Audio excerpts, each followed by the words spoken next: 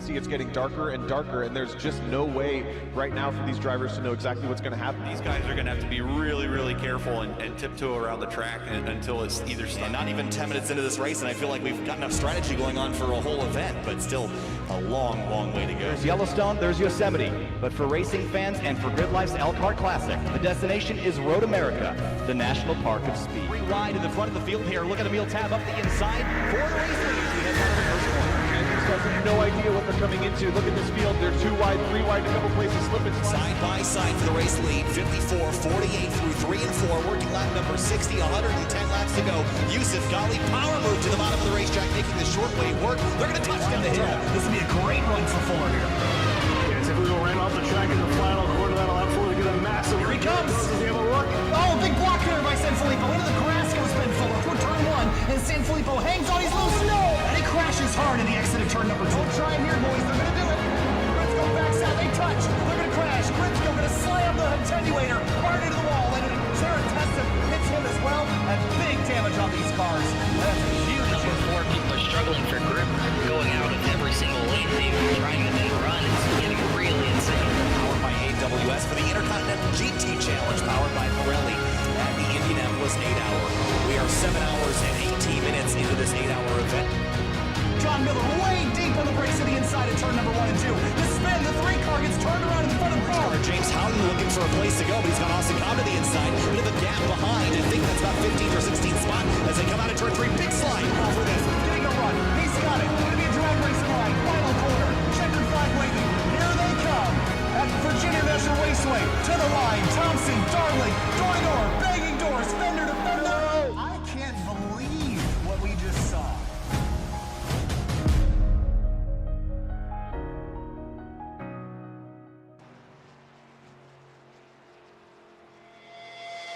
If there's a handful of tracks that were staples in NASCAR racing, you could name places like Martinsville, Daytona, Talladega, or Bristol. Short tracks, super speedways, and everything in between. For some, though, it's the places in the middle of nowhere that meant the most, especially now that they no longer occupy a place on the schedule. Frozen in time forever, iRacing allows the Outsider Racing League to relive some of those times in some of those places. And to those fans, one of those places was integral to the sport they loved. It was their rock. Welcome to Rockingham Speedway. I'm Kyle Heyer, joined by Finney and DeCuna tonight for Outsider Racing League round number 5 from The Rock. Finney, welcome back. A week removed from where Andrew Telganoff won last week. 2 weeks removed from Circuit of the Americas out in Austin, Texas. We're back this week here on Sim TV for 155 laps around this 1-mile speedway. Yeah, great to be back with this group of guys. We went from at least on the broadcast, we went from the high banks of Daytona down to the windy, twisty roads of Kona, and then now to a nice little, somewhat of a short track here at Rockingham. This should be great to see these guys really get their elbows out and battle each other around this track. It's going to be tight, it's going to be fast, it's going to be definitely exciting over the course of 155 laps. Qualifying already underway and almost complete. At the top of the board, Brandon Bowers in the 31, AJ Stravado on the outside of the front row as it stands. 35 seconds left remaining here in qualifying. Only a couple drivers left making some runs. Chris Stouffer, one of those in that number 55 car. He comes on through to start a flying lap here, but looking at some of the drivers towards the top of the order, ones we should mention, Ray Massey in the 23, up to 6th. Good to see him back here. Chuck Sweeting up to 7th in the 74. Robert Gava making return to ORL again. He rolls off in 8th. Last week's winner, Andrew Telganoff, on a hot run. He will start 10th if things don't change. Yeah, also nice to see Andrew back in the mix of things. I don't think was at Coda, so we didn't catch him on the broadcast. Was at the other rounds of the season so far. So he lost a little bit points-wise, but his car is looking really strong. I think should be able to carry the momentum, maybe get 2 wins in a row. Absolutely. So qualifying is complete. We'll head down to the racetrack here for gridding in just a moment. We'll have a quick look at our weather information here tonight. It is a pretty nice evening, 72 in the air and 95 degrees on the racetrack. That temperature might increase throughout the rest of the day. Tonight's race is 155 laps, 155 miles. If we go green from start to finish, Finney, and that's under an hour of racing. But will we go green from start to finish? It really depends. I mean, it really depends on the group of drivers you had. I think we had back with the Field Mission 22 race here, we had a decent amount of cautions over the course of the event. So it really kind of depends if these guys are going to get, a little crazy with each other. It depends on how the setup is, how the car is handling around the track, if it's too slick for these guys to handle. So Rockingham Speedway in Richmond County, North Carolina, population 46,000, not necessarily right next to the racetrack, though dispersed pretty well around here. Constructed in 1965, one of the older racetracks on the schedule.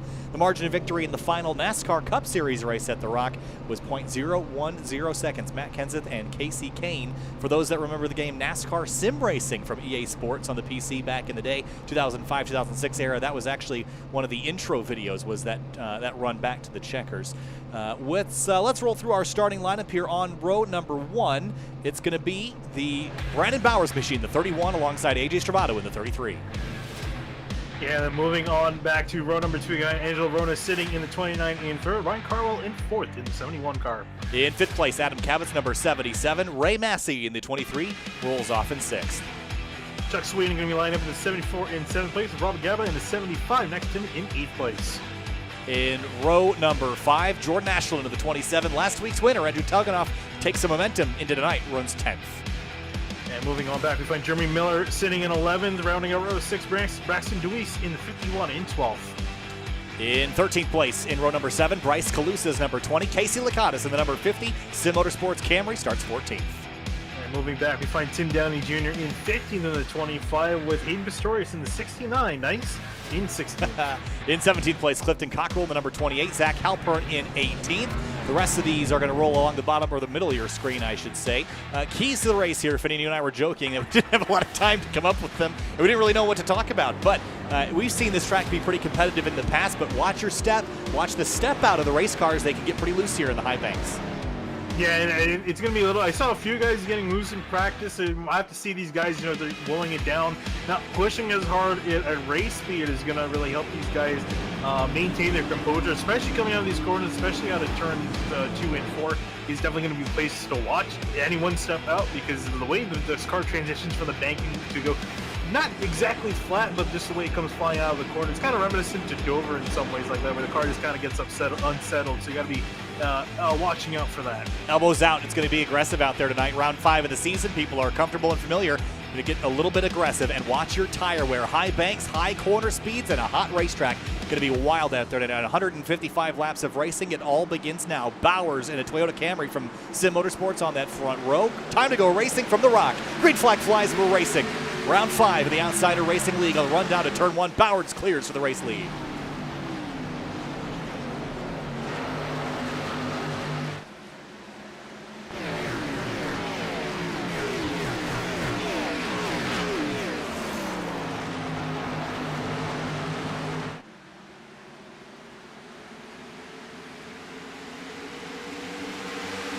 Lap 1 complete. The 27 car, Jordan Ashland, top to bottom underneath the 71, or excuse me, the 23 of Ray Massey will go to the bottom of that Ford Mustang and try to slide up on corner exit. Almost made contact, but he's through to 7th. Yeah, and just so that we saw really close quarters already between some of these drivers, even in behind them, still some side-by-side action. That's last week's winner, Andrew Telganoff, fighting with the 30 car, Jeremy Miller. So also got a race win at a race earlier at Texas. So 2 race winners battling it out for 10th place. And these were the race winners of the races that we did not see here on Sim TV this season. Again, you mentioned the 30 car winning at Texas, and Andrew Telganoff winning last week in that number 22 car. Nice livery on that 22 as well. Pulls right down in front of Bryce Calusa on corner exit. And laps click off very quickly around here. And so do the tires and how they wear. You're going to have to watch that right front, especially because of the loads you're putting on them here. But so far, Brandon Bowers setting a pretty good pace. We've seen a lot of drivers dominate at this racetrack in the past year, Finney. You can get out to a lead and just put people lapped down very, very quickly and drive out in front. Yeah, speaking of which, actually, Jonathan Hernandez, I think he started from the pits. He's actually just about to go a lap down in front of our leaders. Don't think they were expecting to catch lap traffic quite this early. You can see Brandon Bowers coming out into the frame just in behind, closing up on this lap car. So some of the changes to iRacing in the last couple of weeks have not made any adjustments to this racetrack, so this will not look any different or feel any different.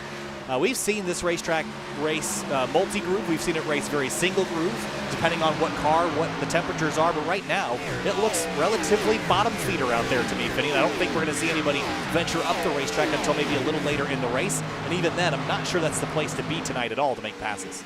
Yeah, and I think we saw in the Cup car, if I'm not mistaken, to be a little bit more multi-groove. It wasn't fully multi-groove, but I think we saw some more guys run the middle lane. The Xfinity guys are exclusively running to the bottom of the track. And let's see again with this car. It's gotten a few updates since we were last year with the Cup car at Rockingham, so I'm not sure exactly how it's going to drive. So far, as you mentioned, it's already looking fairly single file. See, though, again, as you mentioned, the tires wearing out, so you guys start to explore more racetrack just to keep that speed up through the corners. It's Casey Lakatos going by the 51 of Braxton DeWeese. And here comes Zach Halpern. Big drive up the middle in turn number 1. Made that pass. Here comes Hayden Pistorius through the door that got very rudely opened by the 26. I mean, that's one way to make a pass. Doesn't really get your elbows out and just throw it into turn 1. Worked for him, though, and the Lando X car move up one spot. Passing happening behind as well. The 88 of Eric Hutt on Chris Stouffer in the 55. Bit of a bobble out of that very chrome Chevrolet Camaro. There's Tim Downey Jr., the teammate of the 26 who we just saw, and Tim started this race in 15th. He has dropped backwards and maybe lacking some feel, as you see Stouffer have a moment out of turn 2. Lacking some feel at this racetrack. I had to drive around here a little earlier in the week to get a screenshot for the thumbnail for this stream, and it is hard to drive here. You have to really trust your inputs to be fast around here. The second you start second guessing your inputs, that's when you find your car sideways. Yeah, I'm sure those guys have definitely had time in practice to figure that out. You don't want to figure out the limits of the car in the race. As you see, Jeff Wright working on the inside of Chris Stouffer, who's been slowly falling back. Actually, he's gained a few spots in the start. He's now falling back. Started 20. Chris Stouffer, he started 24th. He's back to 24th or 25th now. Up in front, though, Brandon Bowers has not looked back. Angelo Ronis was running him down just a little bit last time by. Closed in about a half a tenth of a second. 12 laps in the books. And Angelo Ronis is not a driver that we've seen in victory lane recently, and I think this will be a nice night to start to turn things around for him as we get deeper into this season. To start gathering some momentum. We've seen in the past in this series, especially with guys like AJ Stravato and Jeff Wright, the momentum is critical to working your way towards the championship, and Ronis could use that right now. Yeah, he really needs that. He's stuck all the way back in 29th. Granted, he does only have 2 starts so far this season, so that's kind of due to the reason why he's so far back there. But even his few finishes, he only started at Daytona. He finished 12th there, but his only other start was at Auto Club last week and ended up finishing 28th. So it needs a good week to kind of get him back in gear, and I think this will definitely help. Yeah, and he finishing anywhere inside the top 5. Maybe for the win here if he can go just a little bit faster to catch up to Bowers. Still a long way to go, but as I mentioned, these laps do tick off pretty quick, so once you start laying them down, be conscious of how little time you really have to make moves. Here's Robert Gaba in the 75, Hayden Pistorius in the 69 car trying to run him back down. Pistorius started this race in 16th, and that's exactly where he runs. This is sort of frustrating because you feel like you're working hard, Finney, and you make no progress. That's going to make you a little hot under the helmet there, especially towards the middle point of this race. Yeah, we'll see how he's going to. I expect him to be moving up through the order. I'm curious to see how he's going to do that. Literally, a lot of these guys are just kind of waiting for the tires to start waiting to wear out before making passes. This is kind of all we got for now. So it's really interesting to see how this plays out over the course of a tire run. See who's going to start pushing, who's going to start pushing when. There's AJ Stravato in the number 33 now. Again, looking at the points coming into the night. AJ Stravato is currently, might not see him, way down in 43rd in the standings. It only made 1 start on the season, which is a bit of a surprise to me. Wasn't aware that he was making such a limited run this season. Here's Bryce Calusa and Andrew Tuganoff fighting. 20 car is trying to make a pass on the 22, but Tuganoff goes defensive. Going to try to come back at him here on the exit side by side at turn number 2. You can see the run off the corner that Calusa got in comparison to Andrew, but Andrew's still going to try to fight on the outside. Can't quite get it there. And it's going to be Calusa up 1 spot. And here comes the 50 of Casey Lakatos with a nice throwback to Rusty Wallace Miller scheme. Looks good on that number 50, right behind the Ford Mustang. Now, love to see the manufacturer diversity. I think ORL has really struck a balance in this series at the current time. There was a point when not a lot of people were running Fords, but that has changed. And look now, we've got 4 Toyotas, 5 Fords, and 4 Chevrolets, all in the top 15 here. Oh, there's more than that. There's 6 Chevrolets in the top 15. So pretty good manufacturer diversity here, I'd say.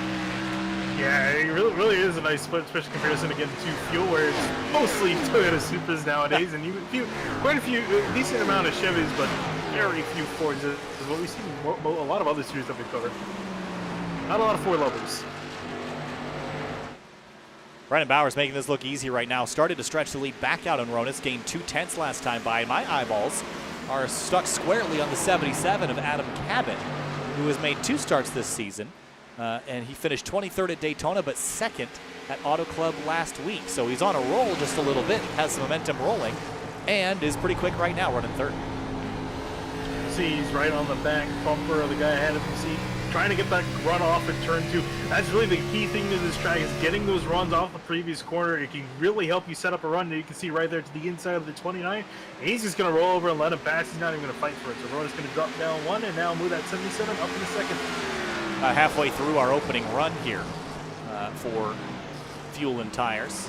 Yeah, and also one driver, you're talking about Cabot moving up the order, one driver moving back in a hurry is Jeremy Miller. Started in 11th all the way back to 20th. He came over the radio saying that he was really struggling with the tires. He's already burnt that right front out. He's been dropping down spots. He's been kind of waving guys on by. I think close might be the next one that'll work on by him. I think for Jeremy Miller, pace has never really been the problem. It's been about longevity. And right now struggling with that, as you mentioned, dropping a bunch of spots. Bryce Calusa and Jordan Ashland trading spots. This 20 car coming forward, picking them off one by one. I like the direction this Chevrolet's going right now. It's forward. Yeah, even Zach Halpern behind too. He's not too far behind. Next on Jordan Ashland's radar, he started in 18th. A little bit sideways out of turn 4. They're talking about elbows out, watching the car stepping out. Sorry, right there. Started in 18th, already up into 10th, so he's another driver moving forward. We've seen him struggle at quite a few races after that one really good season with himself and his teammate Tim Downey Jr. Tim Downey Jr. taking the championship. He also performed very well for himself. I haven't really seen the performance since out of the 26 car. Yeah, it's been a long time since that team has really found a lot of success. I think the cars changed significantly at one point when we went to the higher downforce setups, and that really seemed to have hurt them. There is Liam Sheen moving forward in this 40 car. Tell you, he looks like he is a rocket ship tonight, and he's currently tied for 11th in the standings with Casey Lakatos and Braxton DeWeese. So battling for a spot to battle for the championship. And first of all, this car looks really good. Also, up 10 spots. Yeah, and I was looking at practice. He was the 2nd fastest car in practice. I was amazed to find out he didn't put a qualifying time down. That's why he started all the way back down the order. So this car is definitely going to be one that's going to be moving up quite a few more spots before too long. You're going to see how far he's going to get. I feel like, honestly, with the pace he showed in qualifying, even in the race now, I feel like qualifying might have hurt him. Not qualifying might have hurt him. Clouds have come over at Rockingham Speedway. Track temperature has dropped fairly significantly, and that's going to affect how these cars handle. It should tighten them up just a little bit, which might be a welcome thing for some drivers looking at you, Zach Halpern. Ray Massey in the 23 has gotten by Angelo Ronis. This 29 car was 2nd. He has fallen way down the order now to 7th. You're seeing a lot of ebbing and flowing. And so we're talking about Jeremy Miller pushing a little bit too hard earlier. Looks the same case for Angelo Ronis. So we're seeing the guys that are pushing a little bit early on. They're starting to fall through the pack. A lot of guys are waiting to show their stuff, and now they're pushing now. But it's not even just a matter of when you're going to push. It's how you do it, because clearly with Miller and Ronis, they've already worn out their tires. Casey Lakatos also going the wrong direction, was battling up in 9th, or 10th rather, with Andrew Talganoff, but has since dropped down to 16th spot. So the comers and goers are starting to show up pretty quickly. And, our discussion about tire wear was one of our keys to the race. Already looking at even Brandon Bowers, the race leader, as he puts the 55 of Stouffer a lap down. 2 seconds off of the best time of the day. We're only 30 laps into this race, only about 15 minutes in, and that tire drops off pretty significantly, and we'll see who can manage that better. But Adam Cabot is running down the race leader right now. Yeah, we'll have to see how it's going to be once they kind of converge on each other before we get to pit stops. It's going to be the big thing to see who kind of manages the tires the best over the course of the run, who's going to be able to repeat it for the 2nd run. We see the Rockingham Speedway races generally go green for either the entire race or for 2 laps at a time. There's really no in between. And it looks like today we've got one of those races that is likely going to go green for the majority of the night. And that's bad news for anybody that's not Brandon Bowers or Adam Cabot, because in the past we've seen, and I think in more than one race here at the Rockingham Speedway, I'm thinking back to the 3-wide days, Finian, we've had people lap the entire field with the exception of second and third. And while I don't think that thing that could happen to the same extreme here today, we could see Bowers really get to work here and put a bunch of people lap down. Yeah, I don't see it happening, unless someone really wanted to give a call to Matt Grunberg and get him out on the track. Even then, I don't think you would have, you would have a harder time. These guys, again, we talked about it time and time again. These are very skilled drivers in this field, and even he would, I think he would definitely be a driver up, may see up near the front, but I don't think he'd be able to do what he did in 3-wide, just lap the entire field on any given day. Just watching the lines everyone's running, with the exception of the lap cars. Within 3 or 4 feet of that yellow line, Adam Cabot is stuck to it, especially through 3 and 4. Let's just ride on board with the 77 and keep an eye on the line that he's running in the turns that this half of the racetrack turns 3 and 4. Yeah, I feel like on entry too, he's gaining some time on Bowers. He's been picking off about a 10th or so a lap. I think in the entry, it looks like Cabot's just throwing the car in a lot more confidently than Bowers is. Bowers just throwing it in with the tires, sliding it up the track, but Cabot's got it just dialed in where you can throw it in enough and the car won't slide. You can keep the momentum going throughout the rest of the corner. I was glad you pointed out Cabot sort of throwing the car in, because I was noticing that the rear end of the car, if we just pause this here for a moment and look at how far out the front and the rear of the car are, I mean, it is yawing out sideways pretty significantly through the corner, and that tells me that Cabot is sliding the car a little bit, but it's a controlled slide that might not be burning up those rear tires, but he is definitely more aggressive at the moment right now, and it is making up time. Matthew Close on the front straightaway, sliding to a halt. Oh, that can be a caution. Indeed, it is. Caution out. First one of the night.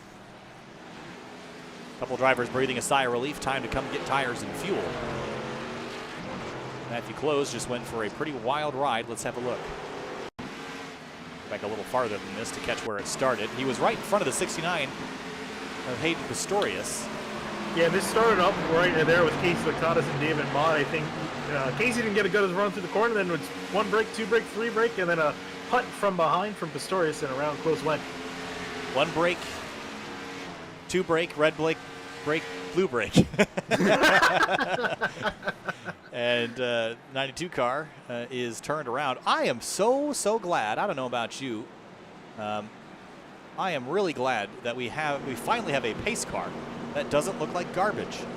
Sedan! Yeah, I mean, it looks like garbage from a design standpoint, but at least it's not 52 years old. And no, it does look kind of nice. It just looks really weird because, like, the back looks like a BMW. The front looks like... It looks like a generic GT5 front end, honestly. Yeah, I wish I could get a better look at it. I can't. I've never been able to select the pace car properly. The fun fact, I've actually made pace car cameras, but yeah, I've never found a way to be able to select them in ATV. Well, either. we can do it this way. We're just under caution flag here, so I don't think there's any reason why I can't do this. Is to make this happen myself, and I have. Nope. Hey, you tried. Let me try this again. I'm determined. All right. Hey, I got it. All right. Now we get to look at the whatever you want to call that. It looks like a cross between like an Audi R8 and a Ford Fusion. Yeah, that's a Right? perfect description for that. Yeah, that's just the weirdest thing. Like, I think it looks fine. It just looks like the love child of several different cars combined together. So pit stops have completed, and we'll reorganize everybody. Brandon Bowers retains the race lead. Adam Cabot, AJ Stravato, Ryan Carwile, Ray Massey, the rest of the top 5. Bryce Calusa, 6th. Ronas, Sheen, Wright, Hutton. Jordan Ashland spent a long time on pit lane. He comes out in 26th. Yeah, I'm not sure why. I'm going to try to take a look back and see what happened. Didn't think he had a reason. Oh, he missed his box. He's trouble because, you get that long curve down pit road. I think he's trying to look for it. He just missed it and turned in late. Went into the next driver's box and had to back up awkwardly to get back in. So that's where he lost his time, which is unfortunate because that was a really fast car. He's going to have to make all those spots back up. So Bowers retains the lead in the gray and black SimTV livery with Grid Life Gaming on the side. The 30 car of Jeremy Miller running a similar paint scheme back in 18th place. I think he's looking for a bit of more consistency. But that's the beauty of getting an early caution flag like this. You get a chance to kind of redo and reset. And I think for guys that burned their stuff off, they've learned now what not to do, and they can charge forward with the intention of not doing it. Yeah, you really get to see how much you abused the right side tires, or not how well you took care of it, and that's really where you can be able to gauge. Do I need to push more? Or do I need to maintain the tire a lot more? And I think for a lot of these drivers, it's going to be a matter of you always think you always really can take better care of the right fronts. It's so easy to push them and wear them out, and especially putting in contacts. We got a decent 40-lap run in. Hopefully, the rest of the race goes at a decent pace, and we're not going to have a bunch of cautions that come out as we typically do. Cautions breeding cautions. I have to see how these next few runs are going to play out, and accordingly, you see if guys are going to take better care of moving themselves in front. I'm curious to see what the 77 is going to do. Starling outside, he's got a chance of taking the lead here. See how aggressive he's going to be with the 31. 40 laps complete. Only 2 drivers out. Jonathan Hernandez, make that 1 driver out. Hernandez is out. Sam Devontier did not take the green flag. Neither did Riley Thompson. Lap 41. Back to the restart. Green flag back in the air for Brandon Bowers. The 77 pulls over hard down to the inside for turn 1. Everybody shuffling to get third line for the first corner. So we're talking about the 77 being aggressive with the 31 immediately all over his back bumper, trying to have a look in turn 3. Doesn't look like he's quite established alongside, but he is pushing and he's putting pressure on that 31 up in front.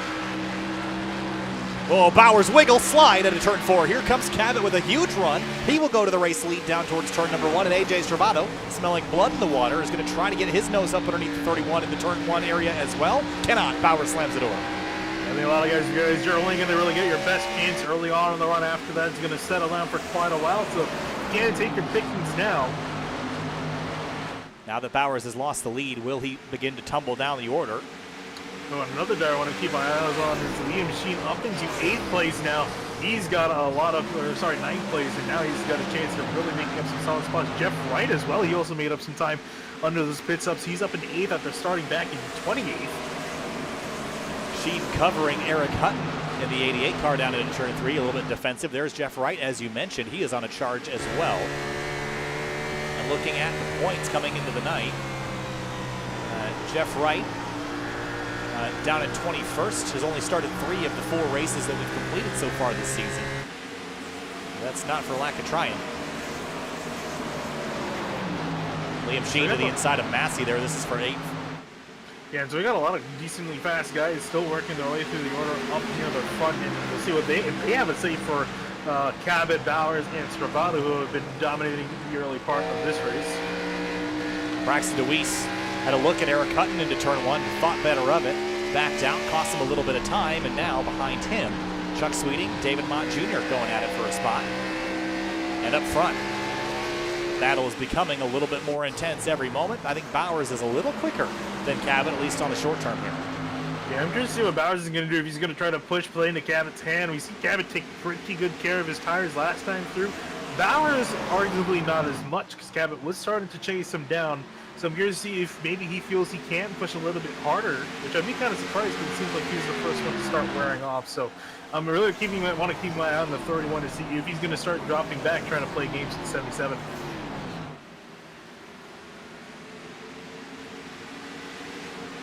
Front 2 are beginning to break away from AJ Stravado. Behind him, it's a hornet's nest. Look at 20th place, Jordan Ashland. Chris Harvey, winner from Daytona in the early part of the season. Race 1. Clifton Cockrell, Casey Lakatos, Zach Halpern back here battling for positions.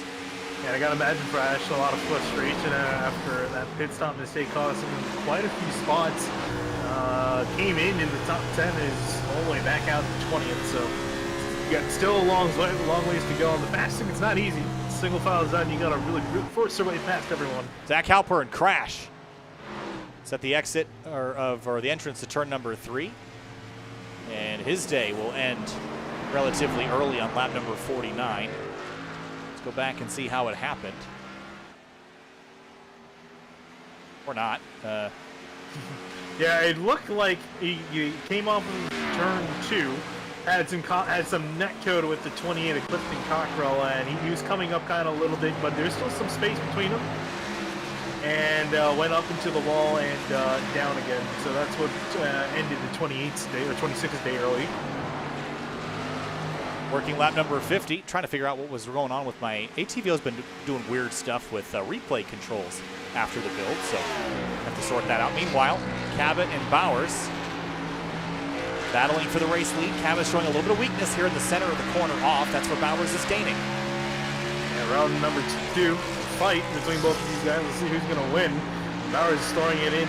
He's taking that car to the yellow line. We were talking about, oh, he's getting loose, though. He's been really struggling to return for that. That's how he lost the lead the first time. Might lose second place. Here comes Stravato with a big head of steam. Stravato down to the inside. Can he make this stick? He'll pull even through turns 1 and 2. Bowers on the outside. We haven't seen this line really prevail just yet. This is the first time it's really had a test. Stravato trying to let him not get to experiment with that outside lane, but wow, caught the apron there, and here comes the 92 car. Shoot the gap. Bowers back to second. I think Bowers is probably happy that Stravato made a mistake that way. He was able to shoot the gap. It was a very awkward heading to turn 1, but Bowers is going to stay ahead for now. Let's see if he can gather things back up and head towards Cabot once again.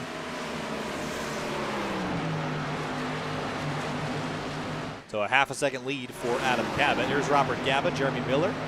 Miller is on a charge since the restart.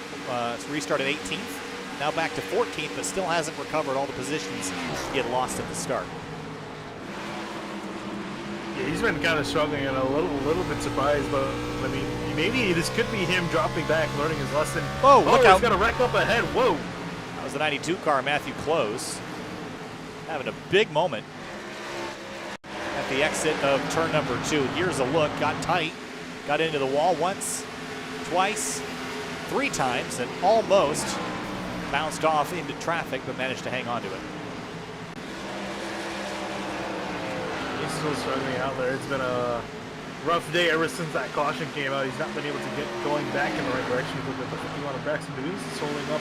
There's Chuck Sweeting behind him. 100 laps to go here at Rockingham Speedway. Race 5 of the 2021 season. Next week we'll be headed off to Bristol for some short track action, followed by Las Vegas, and then Watkins Glen, which will be our second road course of the season, second of 3, the final of which will be Road America on May 15th. Sweeting bringing the party up to 11th here, battling Deweese. So he's going to be a little bit conservative. We've seen Chuck be pretty conservative when it comes to these type of things. He's not going to be one to throw Hail Mary, unless it's later in the race, but currently riding in behind, happy with where he is at the moment, sitting in 12th.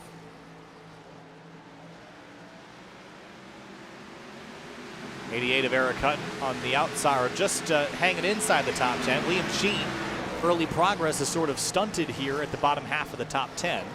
Hasn't really been able to go much of anywhere since then. Bowers is reeling the leader back in. He made up some time. We got 300s last time by, but hundreds are hundreds, and that lead is coming back down. And I'm curious for Bowers if he learned anything from his first encounter with the 77, maybe especially watching out of turn 4. So twice he's lost to that 77 coming out of that corner. Nice even single file lines here, and there's the exception. Deweese and Sweeting side by side into turn number 3. Sweeting going to try to go the long way around. The outside lane in the past has really shown some strength. I haven't seen it yet tonight, though. I'm not sure if it's the temperature or the setup or what, but we haven't really seen anybody venture up there and make a lot of speed. Yeah, I think the only time that lane's really going to start coming alive is really when the guys start to wear out their tires. You really struggle to get a run off of that inside lane. A lot of on fresh tires, able to keep that car nice and tight on the exit. Once the tires wear out, a lot harder to keep it down there and exit. The guy outside can pinch and also benefit from a run off the corner. This time we see Deweese almost get into the wall. Sweeting going to go the inside lane. Behind him, David Mott Jr. narrowly avoided being involved in that earlier collision at the exit at turn 4, running the Crown Royal number 4 car. Started this race back in 30th, dead last in the field, and here he is running 13th, so a good climb. And I don't see any scratches on that car just yet. And there's that 30 car we mentioned earlier. He was running a little bit faster than the 2 cars in front of him. Yeah, have to keep an eye on Miller, how he's going to handle his second. He burned up his stuff really early. I think it was, 15, 20 laps in before we saw him dropping back at a not insignificant rate. So Looks like he's pacing himself a little bit better this time. He's lining himself up to be faster in the second part of the stint. Here's Eric Hutton in the 88. Had a moment through 3 and 4. Chuck Sweeting will take advantage of that and put himself inside the top 10. Checking in on Angelo Ronis, the driver that dropped significantly at the tail end of that first run. Here he is back moving towards the top 5. And as we say that, battle for 4th between Carwile and Calusa. Remember Carwile, we always thought that his strength was going to be in the road courses, but as of the last couple seasons, he has really come alive on the ovals, especially the challenging ones. Thinking back to Charlotte last season, got his victory, his first victory in the Outsider Racing League there, in a very dramatic run to the end. And always in the picture, just never quite dominant. I think he's only a couple tenths of a second away from being a consistent race winner at the front. Yeah, it struggled a little bit at Texas a little bit earlier on the season. Finished 8th last week at Auto Clubs, lining up for a nice top 5 finish. See if he can keep this momentum going. He's got to get past Calusa though. Whoa, huge slide by Liam Sheen and Chuck Sweeting. They were all out of control into turn number 3. I should also mention, Brian Chambliss dropping us a bit of a tidbit, that we've had 4 different winners in the first 4 races of the season, and as it stands, this would be our 5th if things were to end as they are. So there's a lot on the line here. If we can mix things up at the front, 5 winners in 5 races, that sounds like a very competitive series to me. Here's DeWeese to the inside of the 88. Let's see who's going to win between these two. Whoa, looks like DeWeese almost went flying up into Hutton. Hutton's going to just put his way in between DeWeese and David Mott. Mott looking up the inside. No, going to think better of it into turn 1. Jeremy Miller wanted a spot, didn't have anywhere to go with it, so he will sit on it for now. David Mott Jr., I think, sees that the 88's a little weaker right now than the drivers around him. Might be a bit patient before we see this pass happen, but Hutton looking a little bit ragged. Didn't track out all the way to the wall at the exit of turn 4 either.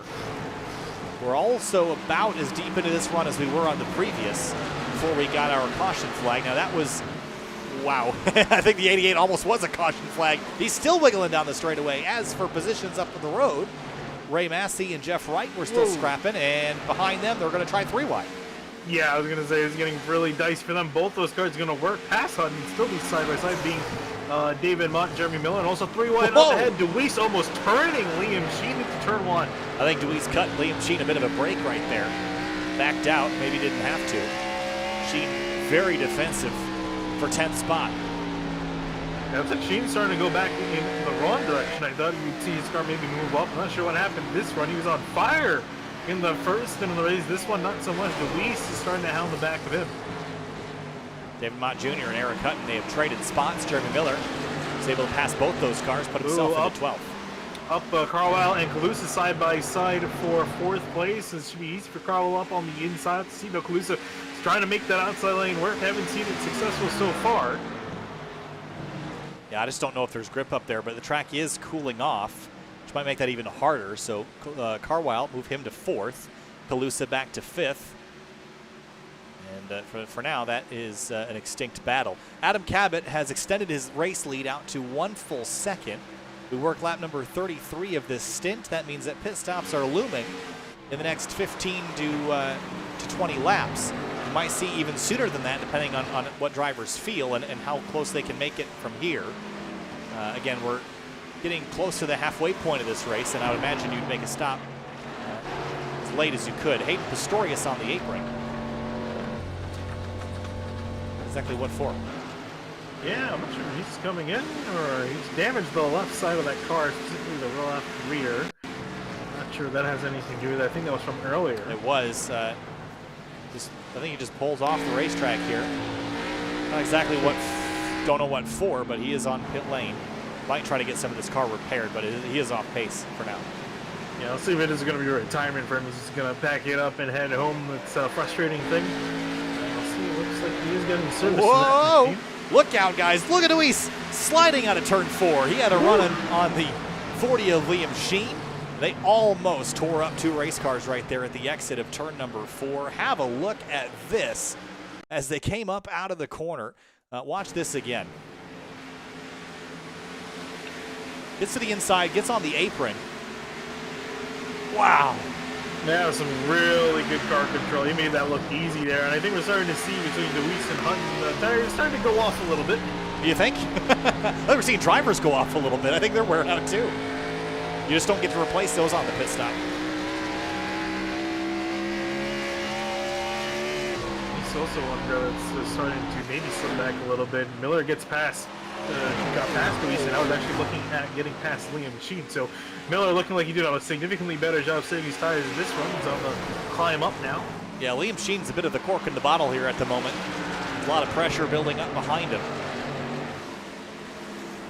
That was really good. I gotta give it to you. That was, really good. That was John Heintoff quote. Oh. I can't claim ownership of that one. The pressure building up behind him, that was my addition to that. That's why it's my own and I'm allowed to use it. All right, I'll just apply my last thing. It's not plagiarism if you modify it and make it look like it. Is that what college taught you? Yeah.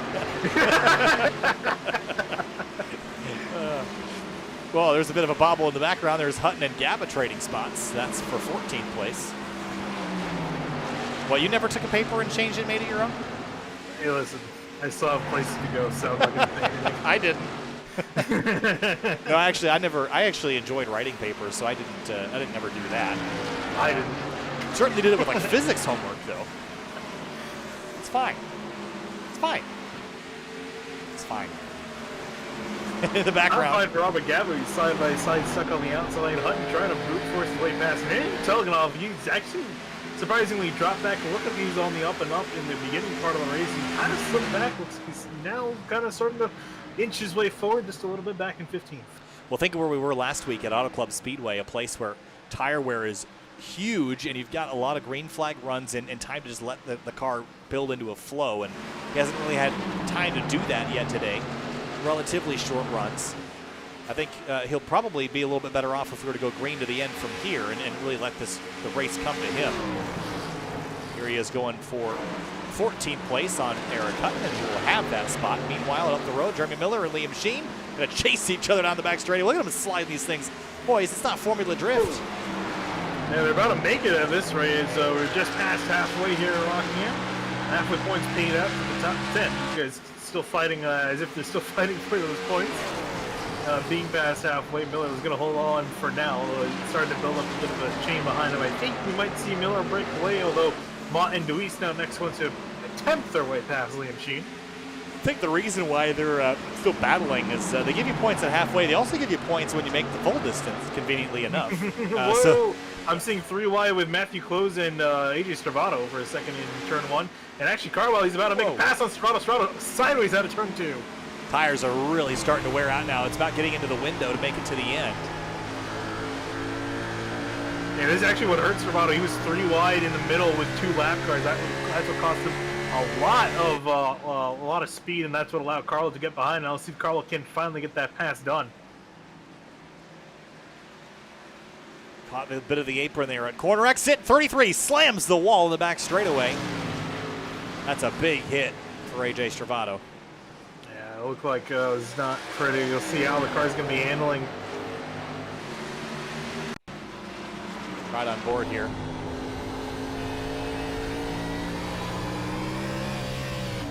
Oh, snap back to the right. Car got airborne there for a second. And just, you never want to see a car actually get air after contacting the wall. Had the car kind of in a slide here. Had it kind of tucked back to the right and didn't catch it. Wow, look at that hit. Bounced once, twice, back on all 4 wheels, but major damage for the 33 Escobar. We'll see if he can carry on, but likely injured. Some choice words exchanged between Braxton Deweese and Liam Sheen. Two Whoa! drivers not happy with each other at the moment. Oh, and we see some contact as well with the 22 and the 41. David Mott trying to work their way on by. Deweese frustrated because he was trying to work past Liam Sheen. Almost got turned by the 41. The 4 car earlier in the run. Just a few laps to go. And now we're starting to see a chain develop in behind the 51 car. Yeah, I'm a little nervous to pull away and go back and look at a replay here, but... Oh, man, there they go. There they go. The 88's out of control. There goes the 4. Slide, crash in turn 1. There's the caution. Dave Mott Jr. turns sideways, gets it back straight. That was about a 5-lap crash in the making. And here's a look at it. They were just all stacked up. The 88 gets into the back of the 51. The 4, man. Oh, and David just got the worst end of that. Yeah, he did was nothing a wrong. victim. Just wrong place, wrong time.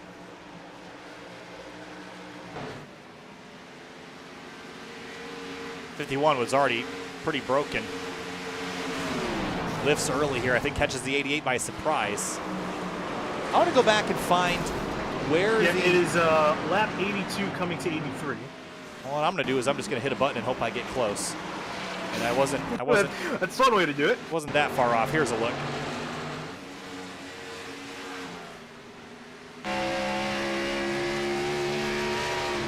Swoop down in front of him into turn 1. Luis runs into the back of the 40. Oh man, was there a brake check there maybe? Yeah, I'm not sure it was a brake check or him just trying to hold position. And Luis not too terribly happy, a little bit frustrated being stuck in behind. I think that little swerve down, I think, is what he's not too happy about as well. There was a little bit of a brake check there. Heard him lift out of the throttle and stamp on the brakes pretty good. So some disagreements on the racetrack as we get back out onto the track. Yeah, looks like Brandon Bowers lost a few spots here. Certainly did. Oh, and actually Carlisle, it wasn't actually that he lost a spot. He actually comes back out in second, but Carlisle is now the leader. Carlisle, Bowers, Calusa, Cabot comes out in 4th. Christopher, I don't believe, made an attempt to come to pit lane. Now he will. So Carlisle, with a 14.5-second pit stop, will come out as the race leader. Yeah, really interested in how that worked out, because actually out of the 4, Calusa had the fastest pit stop.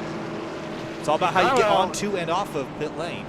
Yeah, that's really the big thing, is that looking at the pit road times, one of the shortest was for Carlisle. Calusa just a little bit shorter, but had a earlier pit stall.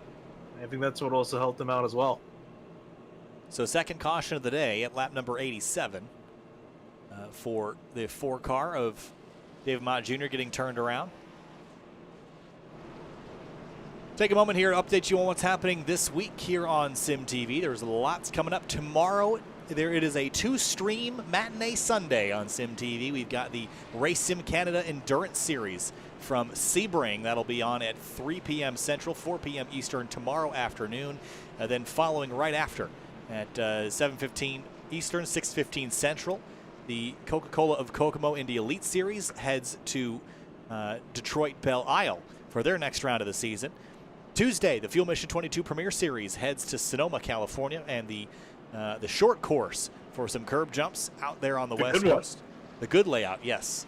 Thursday is the return of SCAR's Super Trofeo and SCAR's Prototype Challenge. They'll be headed to Michelin Raceway Road Atlanta, the newly freshly reskinned, repainted, and improved version, alongside the return of the 2021 Porsche Canada Esports Sim Challenge, or whatever the name of the thing is. I don't know. It's a mouthful. They're headed off to Interlagos next Thursday. So that's what's coming up on the schedule in the short term. Of course, we'll be back here next week at 10/9 Central for Bristol. Thunder Alley to Thunder Valley, back to back. Yeah, not the dirt one. I didn't really want to see all these guys on dirt one time. That'll be really interesting to see. I'm not sure how I would feel about that, to be totally honest. Bristol's hard enough as an asphalt racetrack. Maybe not Bristol, at least maybe more of a proper dirt track. Yes. All right, pace car. The sedan pulls off. Carlisle and Bowers take us back to the green flag. 65 laps to go.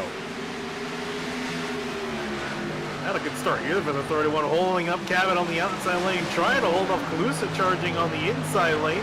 Looks like going to be successful at both. Cabot trying to do the crossover, and speaking of the crossover, here comes Bowers back from the 71 for the lead. Yeah, I think that was sort of an on purpose bit of a stall there. He knew that if he could hold up that outside line and then shoot the gap on the inside, he'd have a run for the lead. And this time through, he will lead this lap across the line only by a nose. Calusa very tempted to make it 3 wide in the middle. I think Farron is better just stick to the bottom here, maybe focus on the 31 and see now this 20, the Red Bull machine, if he has anything for the leaders. Into turn 3, getting more and more frantic every restart. Calusa is ready to party for the top spot, but Bowers trying to run away. He's been really the class of the field so far, other than the 77 of Cabot, who sits third. The entire top four, I'd say a race winner is more likely than not going to come from that bunch. Whoa, as you see Antonio Clusa get very close to the turn 2 wall, and Cabot trying to take advantage of that. He's now on the back bumper. Cabot has led 47. Bowers has led now 43 as we come across the line. Oh, is he going to let? No, he's going to let him on by. Interesting, maybe there sees the 31 driving away, would like to take the opportunity to let somebody else run him down. Here is Ray Massey under attack from Chuck Sweeting.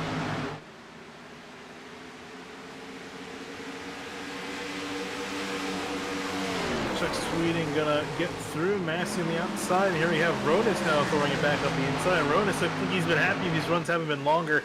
Does pretty decent on the short runs and starts to taper off towards the end. He's been able to stay nicely inside the top 10 for pretty much all of this race.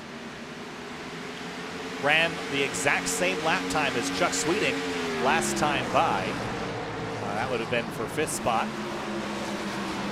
And also, I do want to clarify something up in front. I just realized that Clusa, he is part of Sad Boys Racing with the 377. That is why he let him on by. It always helps to have some friends. Bowers, though, seems to set these amazing short run paces that Cabot can't even compete with. It's on the longer run that I think that 77 is better. So if we go green to the end, I'd look at the 77 as a favorite. If we get another caution, I think the 31's the obvious choice. I'm curious to see what these guys have learned, especially Bowers. We saw that initial run, he broke away, then started to lose some momentum here. If he's learned anything, second run that's helped him out when he was trying to catch Cabot, maybe you can apply it here. It's a really big cat and mouse game, really, between these two. As you mentioned, both these guys are pretty much leading majority, if not all, the laps this race. Cabot was quicker by a 10th last time by. Some other battles happening. Look at this battle back here for 16th place. Stouffer, Weekly, Mott, and Ashland. Throw Ben Laughter in the mix in that 64 car as well. Yeah, I was trying to throw it 3 wide, but it's just decided to wait till everyone was on by. Now I'm going to throw it up the inside of the 10. And Ray Massey Miller for 7th. This 30 car finally starting to make progress in the right direction. Ooh. And Jeff Wright, he's clutching and coasting through the corner. He actually specifically, him and Jordan Ashland only came in for fuel. You can hear it right there. Him and Jordan Ashland only came in for fuel last stop. Everyone else took tires and gas. Interesting. So trying to make this to the end of the race, doing a different strategy. If you're not going to win on raw pace, you might as well try a strategy. That's what they're doing at the moment. Casey Lakatos and Chris Harvey battling for 11th. I have to mention this 97 car of Harvey.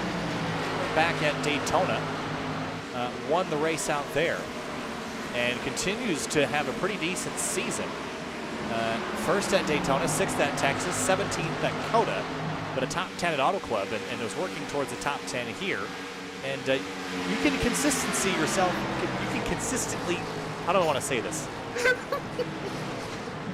You know what I'm trying to say. Kinda. You can Mr. Consistent your way to a championship. Words, but I think you're gonna have to do maybe a little bit better than 10th, 11th, 12th every week. I think if you finish 5th, 6th, 7th, you can win a championship just doing that. You have to finish consistently, but also finish well consistently. And I think he's doing decent finishing just inside the top 10. But like you said, you're gonna need some top 5s, top 3s, maybe another win or two, just to give you some solid points, especially considering the level of competition you're seeing here, especially towards the front between Bowers and Cabot. Cabot is sideways into turn 1, trying to catch up. Race is on. In 2 laps, it'll be 50 to go. Less than 20 minutes of racing remaining, and Cabot is coming. These guys are broken away from 3rd and 4th place. Carlo now catching up to Calusa, but these two up in front duking out amongst themselves. This is round, I think, 3 or 4 of losing track between the amount of spots these guys have had with each other. Haven't been able to get away from each other. The whole race has either been one chasing the other being chased by the other guy. They're also competing for most laps led. Bowers now holds that candle, 54 to 47. But Cabot would like to change that figure, and he's right there and close enough to change it in just a few laps. As we're talking about too, with different winners this season, if either of these two drivers come to victory lane, that will satisfy that and give us our 5th different winner this season so far.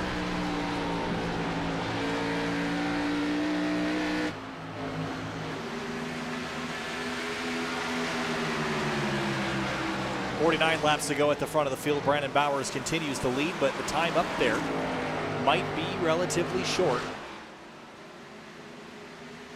Wow, look at the 77, really sideways, pushing hard here. And I think he knows that at this point in the race, a chance for a caution is probably not likely.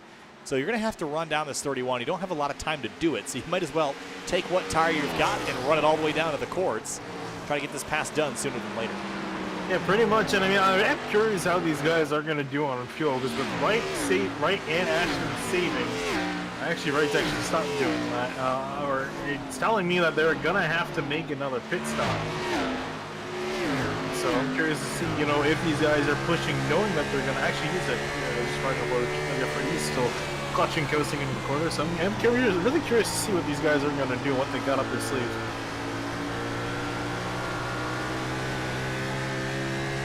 On board with Ryan Carwile,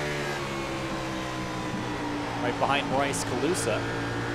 Carwile 3rd in the standings coming into the night. His season has been 16th at Daytona, 21st at Texas, then a 9th and an 8th at Coda and Auto Club. The fact that he's 3rd in the standings tells me that no one's had an amazing season. Everyone's just sort of had a, you know, fine. They've had a good season or a good finish here or there, but not consistent enough. Yeah, we talked about Chris Harvin being consistent. He's been more consistent than some of the other guys, so he's sitting 2nd in the points. So, and everyone's chasing Calusa down 23 points between Harvey and Calusa. And his only finish in the top 5 was his win at Daytona, so the consistency hasn't really been quite as close to the pointy end as you would imagine. Carwile is really hounding Calusa here, and here he looks for a move into turn 3. Let's see. It looks like Calusa's going to go up high. These guys have been racing each other respectively so far. Looks like we're going to see that continue. Calusa's going to yield to the 71 car. Speaking of Chris Harvey, feeling a bit of pressure perhaps from the 50 of Casey Lakatos, Robert Gaba, Jeff Wright. All back here. Been a little bit racy. That 51 car is on a mission. He's a lap down and would love to see a caution flag to get himself back on the lead lap. But as of now, does not have that luck coming his way tonight. Yeah, I'm also curious if that mission has Liam Sheen in the name. No, of course not. They leave everything out there on the racetrack when it happens, right? Yeah, that's what someone would like to think. NASCAR likes to ignore that. Race car drivers like goldfish. They don't have long memories. Here's Stravado past Talganoff. That 33 car was not as badly hurt by that damage as I would have thought, although his day has obviously gone south since it happened. Yeah, even I just heard Talganoff also clutching and coasting into the corners. So everyone from Dark Smoke all trying fuel save their way to the end. Talganoff running in 11th, Wright in 14th, Ashland in 16th at the moment.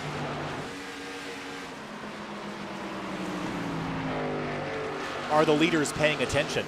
I mean, do they care? Can they care? I don't think so. I mean, they've just been going completely at it. I mean, they're currently, let's see, they're almost half a lap ahead of a lot of the guys that are saving. So I think they just figure at this point it's just not worth saving that amount of fuel. It's more a matter of just going all the way to the end, come in, get tires, get right side tires, and get some fuel and then go to the end. So I think that's what they're kind of weighing up their options, figuring this is the better strat. Well, let's be clear. If there's a caution flag, everyone will come hit pit lane. Not necessarily for fuel. They'll just come to get tires. They will get fuel as well. But if we go green to the end, if you're not saving now, you're probably putting yourself in a pretty tight box to make it to the end of the race. Look at the back of Liam Sheen's car. He's had somebody barking up the tree tonight. I think it was exclusively from when we saw Deweese come attempting to get his way past. Those puzzle pieces fit together really, really well, don't they? If you go close, you can see a bow tie embedded in the back of that Camry. Good thing they're just stickers. That way they don't leave a mark. Casey Lakatos and Gaba, 14th and 15th. These guys have been sort of stuck mired back here in the top 15 for most of the night. There's Ray Massey running down Liam Sheen. That Phoenix Designs logo looking a little more skewed than it was in Photoshop, but here comes Massey to the inside. Yeah, looks like it'll be a pretty clean cut for the 23. Off he will go.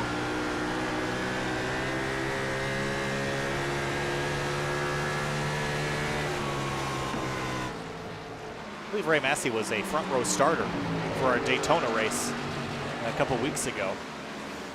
And a pretty decent night so far, running inside the top 10 for most of the evening. But now the question shifts back to the front and what Brandon Bowers and Adam Cabot are doing to make it to the end. I've noticed that Cabot has backed off a little bit. Is he saving fuel, perhaps? I don't know. I mean, really, if you're going to save fuel, you pretty much need to do it from the get-go, especially considering that a lot of the guys started from the get-go. They're just telling you that they do need to save quite a bit of gas. And I feel like if you haven't been already saving fuel, you know, I don't think you're going to save fuel. I think at this point, especially if we're running up in second, just push as much as you can. Hope a caution comes out, and if not, just come and get some tires, get some fuel, get back out there and push again. Ryan Carwile starting to run Cabot down. Yeah, I've noticed too for Talganov, he's waving people on by because he's also trying to save as well as his teammates. So that's a little bit worrisome considering how much they're having to back off to save gas, and it's kind of almost approaching the threshold of is it worth it or not. I think the front runners have made that decision. Others might be trying to do a different strategy. For Talganov and for two-car Jeff Wright, they weren't really in a position to win the race any other way. So not sure that it's a terrible idea to try something different, but if it doesn't work, it's going to be even worse than if they had just stuck with it. Lead is 1.3 seconds, coming to about 30 laps to go here, and running out of time.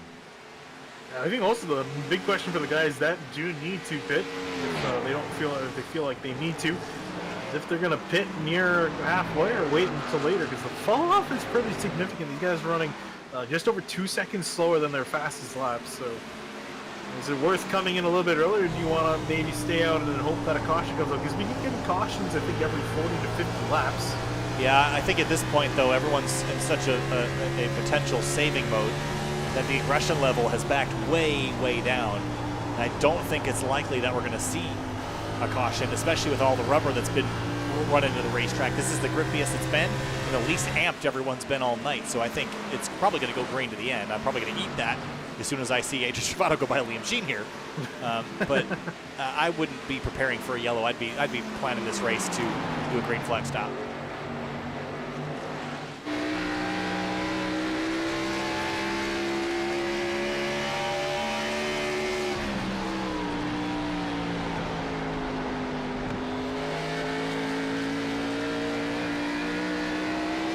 Oh, big power slide for Stravato at the exit at turn 2. Back up to second. Yeah, I was going to say that as Cabot caught up to Ben Lafter, it's been slowing him down a little bit, 3 and 4. That's allowed. Whoa! You see Carl, speaking of which, allowed Carl to get pretty close to the 77, threw it into turn 1, trying to work his way on by. He wants to have an attempt at Cabot. Losing time to the race leader, but no mind. Cabot is dealing with what's in the mirror right now, and that's the 71 of Ryan Carwile. I think Carl smells it's getting towards the end of the race. He wants to get past Cabot before an attempt at a pit stop, so then he can focus on potentially chasing down Brandon Bowers up in front. Carwile had to leave some space there for Cockrell on the outside and didn't get the track out all the way, lost a little bit of ground.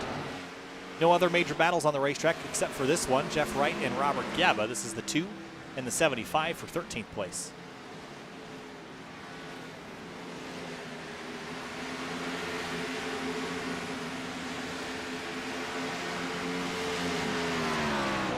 Chris Harvey wants a top 10. He's only 3/10 back from AJ Stravato, who is looking like he's struggling with the rear tires. Look how terrible he gets off turn 2.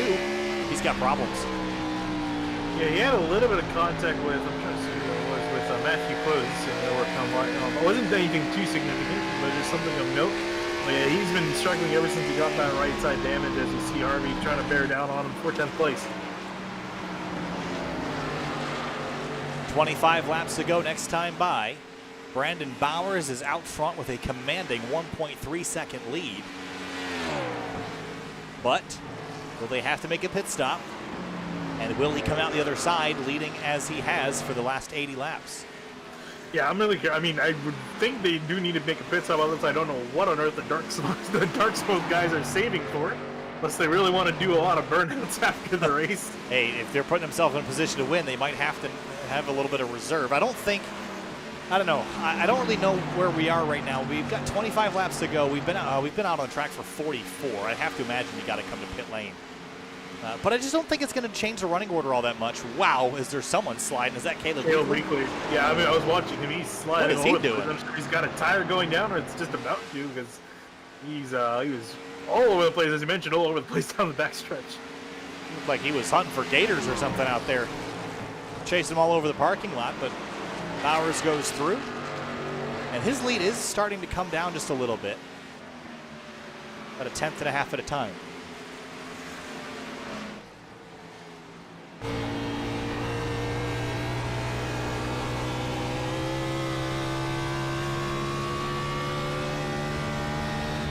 I'm trying to see if this is approaching the longest we've gone. The longest we've gone was about 47, 46 laps on a run. Just about approaching that number now. 46 laps into this run.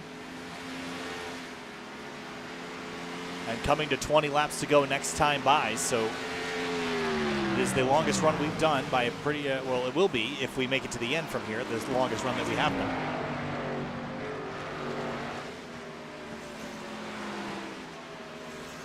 The pit lane is tricky to get to here because of the pretty intense drop in banking at the exit of turn 4.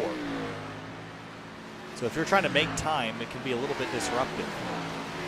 Yeah, you definitely gotta be, you don't. I guess you don't really have to. I'm not sure what the rules are for this league. I'm not sure if you have to call out on the radio or not if you're coming down pit road. It's definitely a nice thing to do, especially as you mentioned, a track like this where you really need to get the cars slowed down before you transition down the bank. Otherwise, you've seen guys racing at speed from the apron, they go for a spin. If you don't catch it the wrong way, you're going to go for a spin. Brandon Bowers has also been one of those hit-or-miss drivers so far this season. Having a look, 32nd at Daytona, 4th at Texas, 5th at Coda. Nope, yes. And then I was looking at laps for a second, and I was like, how did he finish 80th at Auto Club? It was 25th at Auto Club, so not exactly a great run for him there. But if you're hitting on the ABBA pattern, he's in a pretty good spot here for a good one.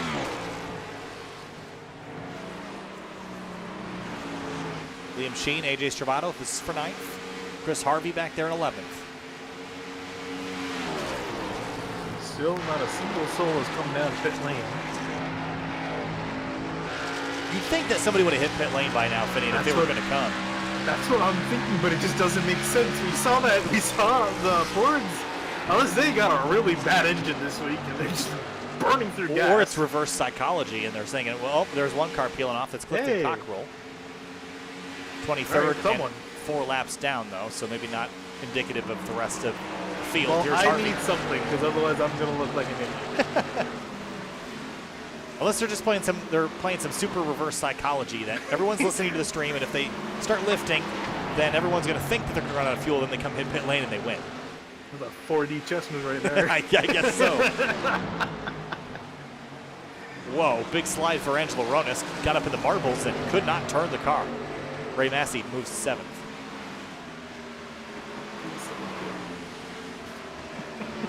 How did I not hear what you just said? I said, please someone pit. You're begging for someone to pit, and your prayers have been heard. Yay! Casey Lakatos hits pit lane. Thank you, Casey. I think he's watching the stream and he heard me. Thank you, Casey. Maybe. Liam Sheen and Chris Harvey for 9th now. Oh, and we got a spin down out of turn 2. Caution. Caution out. Wow. And Casey Lakatos is probably slamming his fist into the dash. And everybody breathes a huge sigh of relief. Time to come get 4 Mr. Feelgoods and a tank of Sunoco. Let's have a look at how the 28 car found his way around. He had just been on pit lane. We're just returning to the racetrack. I've been here before. I did this in real life. spinning out, leaving the pits.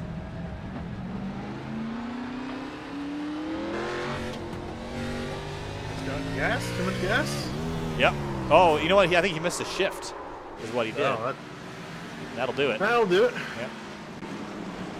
All right. Everyone's down on pit lane. We're going to have about 12, maybe 11 laps to go at the restart. I'm curious. We're going to see guys take 2 tires. I don't know how the lefts have been, Oh, boy. but Well, someone's playing 4D chess, and then other people are going to be playing at checkers, and some will be playing baseball. It's going to be a whole mess of different strategies down here on pit lane. It'll be hit or miss, that's for sure. I thought you were going to name another board game. Straight to baseball. There's a move right there. It's not pit at all for Jeff Wright. Rolls right through. Did he miss his box, or was that intentional? I can't imagine you missing your box at this point. I think you come down like 2-3 times. All right, field rolls off. Jeff Wright is your race leader as it stands. Brandon Bowers is the first one off the pit lane. Ryan Carwile is right behind him. Adam Cabot to third. 2-car pulls over to move Bowers officially back to the lead, except for Chris Stouffer, who will hit pit lane likely this time by. Here he comes. Was Jeff Wright out of gas? He better not be. He's slowing down quite a bit. He's totally out of gas. What are you doing, Jeff? Oh no, I think he's speeding up again. He might be trying to let everyone go on by. He's not sputtering. He's idling here. So Yeah, he's accelerating back again. I think he had a speeding penalty when he was passing on through. likely. It's unfortunate. It was a fast car early on. It's going to be dropping to the back of the pack now on this restart with a few laps left to go. I don't think the top order had any big changes. No, all pretty much exactly as they came in. I'm so thankful for this new pace car, not because of how it looks, but because of the freaking light bar. The light bar is finally decent looking. Yeah, that is true. I remember it had like really old style bulbs on the pace car. Now it does look a lot more modern. And it was like this chasing pattern left to right. It didn't look good. Let's find it. No, never mind. Actually. What? Say it. You won't. No. I thought I was right about something, but I'm wrong. So well, wouldn't be a first time. So. Yeah, I definitely would not be far from my first time. Lights extinguished on the pace car. Casey Lakatos will get a wave around here. Bowers chooses the inside. All right, 10 to go. Pick me a winner. Who wins this race? It's going to be tough, man. We had 4 really solid cars up near the front. I'm gonna go with the 71. I'm gonna pick the 31 because he's led the most laps this race and is the best of anybody on a short run, and is winless this season. But I don't think it'll be for long. Well, I also think he's got 3 very hungry guys in behind him, and the bumpers are a little bit too clean, I think, for this point in the race. Well, maybe. But Brandon Bowers, I think, in 10 laps will join his teammate Jeremy Miller as the second Sim Motorsports car to get a victory this season. Pace cars to make that hard left onto pit lane. 10 miles left for the Outsider Racing League at Rockingham. Next week, the short track at Bristol, but before then, 10 more at the Rock. Green flag back in the air, 10 to go. It looks like a poor start for Kyle up on the top. It looks like Cabot's going to be able to get to the bottom lane before Kyle can get down to clear. He's now finally going to get down there. Cruz also working the top 4 clear in single file. The race is on, 10 laps to go. Make sure you take a breath in there somewhere. Out of turn 4. Whoa! And it's going to be Bowers holding his breath. Here comes Cabot up the inside. Yet again, second time he's done this move. Big slide through 3 and 4. And Bowers lost the lead to the 77. 9 laps to go. It was a bobble. That's all it took. 77 to the top spot. Repeat of what happened. Oh, trouble background. David Mott Jr. hard in the wall. Big crash in the back straightaway. Caution is out. And a heavy hit for him, completely missing the nose of that car. What on earth happened? Well, I can tell you, Brandon Bowers is thankful to get a redo on this because he was not going to win this race. He and the 27 car tangled right here. Jordan Ashland also got a pretty sizable piece of that as well.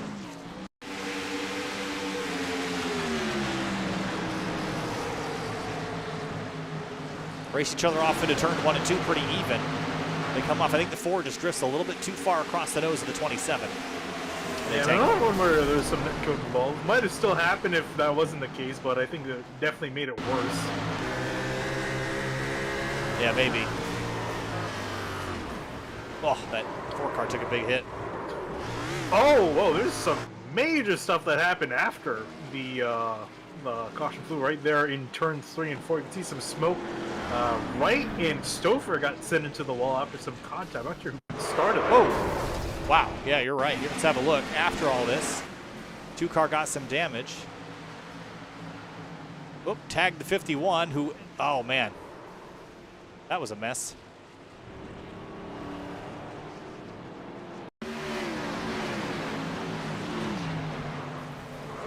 Wow, so that was a big crash. 7 or 8 drivers involved with that big smoky mess. Middle of turn 4. And Brandon Bowers will get a redo on Adam Cabot with the lead switched. Does that change anything for either of these two? I don't know. I want to say it does, but I mean, we're really seeing Bowers again. I still can't believe he did it a second time. It was a mirror image of what happened earlier in the race. Just lost the lead. I don't think we've seen a case where Bowers has caught back up to Cabot and, been successful getting past him, have we? I don't remember. I don't think we've seen Bowers get by Cabot on the racetrack. I think it was all done in the pits. So I don't know. I feel like in this scenario, I feel like Cabot's got the stronger car. I think it's going to be very dependent on the restart. We saw Bowers last time he was up in second place. He gained the restart a little bit, made it so he got down in second, and then tried to have his way with Cabot. Couldn't quite get the job done last time. He's got one more real chance of getting it done. I'm most curious for Carwell and Clue, so they didn't quite get as good of a restart as I think they would have liked. So they got also a second lead sitting in that second row. Now, has Brandon Bowers ever won a race? I was honestly thinking about that too. I feel like he has, but let me see if I can double check that. I've been looking through, and I have. Oh, he did. He has. It was back. It was back at Charlotte. Nope, not Charlotte. It was It was right here, Rockingham, on October 17th. So aren't we great statisticians? Maybe. I'm trying to be Larry Mack and Mike Joy at the same time. I'm not great at either of them. I'm not nearly as beautiful either. So Brandon Bowers trying to have lightning strike twice. This time for a different team. It was only a handful of months ago that he got his first and only win in the Outsider Racing League. And I'm sure he'd like to go for 2. Cabot has won a handful of times before. No, not new to winning by any stretch. But doesn't usually run a full season schedule either. And so when he shows up, he expects to be competitive, and he has been that so far.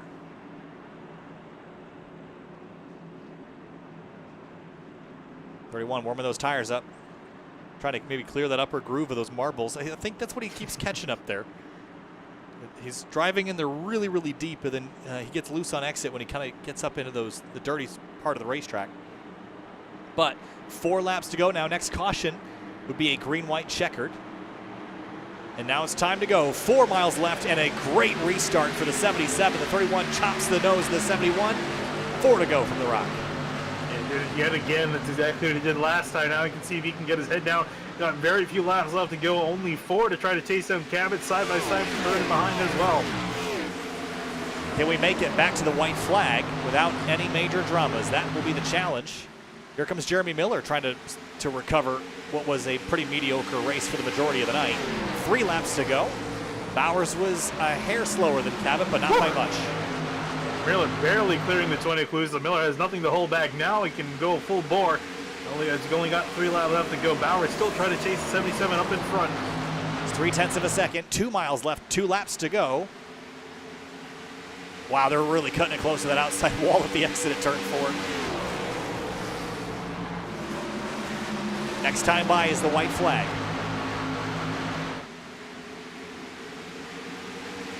Bit of a scramble on the back straightaway here, just a touch.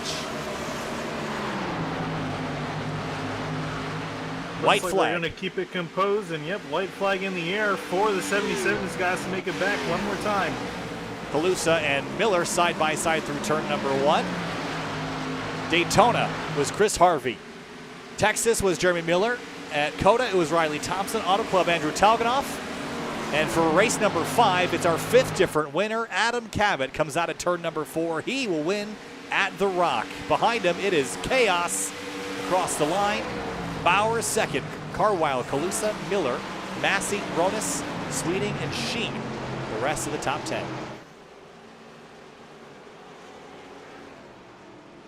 Got a feel for Bowers. Led the most laps tonight, but unfortunately they don't give you the trophy for leading most of them. They give you the trophy for leading one of them. And at least a good bonus point. Not sure it's going to help him a lot as he just noses it into the pit barrels out of frustration. Whoop, look out. A little bit of a congratulatory bump there from Liam Sheen. Cabot gets his first win of the 2021 season and will celebrate at the start-finish line with new smoke. Yeah.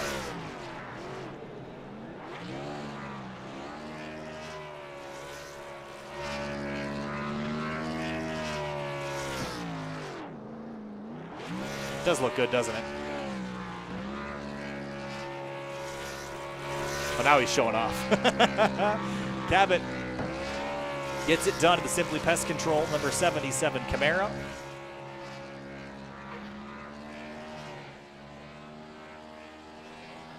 And celebrates on the front straightaway. Here is a look at your race results.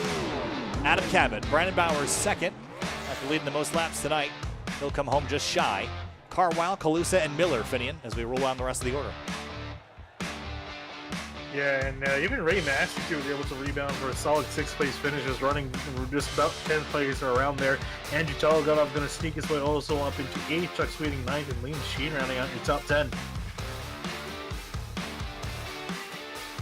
Looking down the next bit of the order here, Gaba, Ashland. Considering the crash Ashland was in at 12th, is a good recovery. Stravato 14th after the crash that he had. Jeff Wright ends up 16th. Some other notables down here that we should take note of. Of course, Braxton DeWeese had a pretty good run early. Will end up 22nd. Eric Hutton 24th.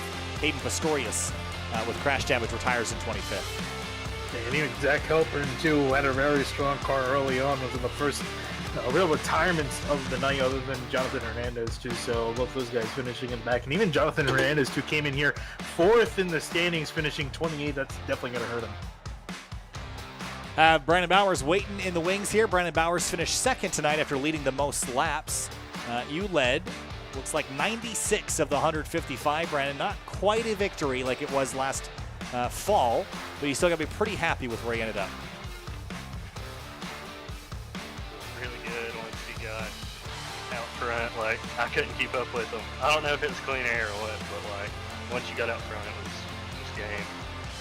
And I choked away the race on the final restart. I think he was still past me, but I don't know. I don't know. Not much else to say, I guess. Well, it was a pretty good night tonight. Of course, we've got Bristol coming up next week, the short track out there. It's always a wild one. Your thoughts on the last great Coliseum? Do you think you can get another win out there? Yeah, I mean, I think I can run good. I'm just not very good on the long run there. I love Bristol. It's my home track, so like I'd love to win there, but I don't know. Maybe I can win there if I'm lucky. Brandon Bowers just a little bit unlucky tonight, finishes 2nd after leading the most laps. Brandon, thanks for talking. Thank you. Ryan Carwile finished in 3rd place tonight. Never got a chance to get up front there and lead, but had some good battles. Had things gone a little bit differently, Ryan, you might have found yourself in victory lane tonight, though. 4th start and 3rd finish. Take us through your night.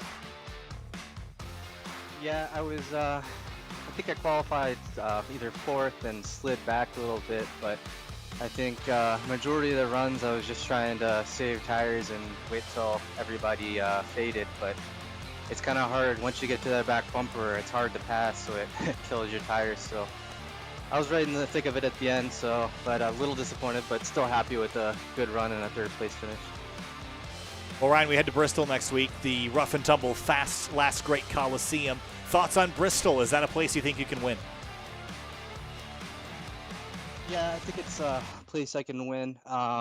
It's just going to be tough because you got to keep your nose clean, but there's trouble waiting around every corner there, and it's hard to run, have long runs like we had here at Rockingham. Ryan Carwile, third place tonight, right in the top 5 all night long. Consistency is the key. Ryan, thanks for talking. We'll see you next week. At the end of the day, it was Adam Cabot, the 5th winner of 5 races this season, the first of potentially more to come in 2021. Adam, congratulations. Didn't lead the most laps tonight, but it kind of fell into your hands on that restart. After the 31 slipped, you drove on by and never looked back. Take us through it. Yeah, it really did kind of fall in my hands there after that last caution. This is one of those races where I gave it away. I slid through my pit on that second to last caution, the second to last pit stop. Restarted 4th.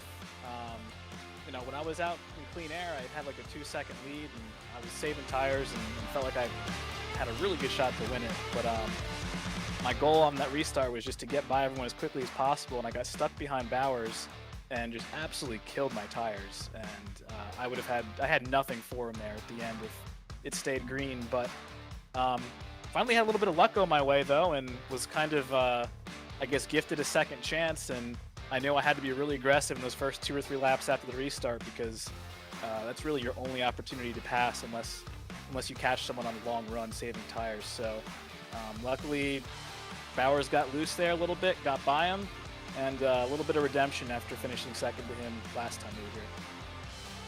Well, first win of potentially more to come. Adam, we've got Bristol next week, Vegas, and then Watkins Glen.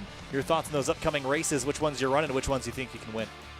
I'm not sure I have the answer to either of those questions, but the Glen, my teammate Bryce Calusa probably will be hard to beat there, as well as there's a few others in this league now who are new to the series, but I haven't raced on road courses, but look like they were strong at Circuit of the Americas.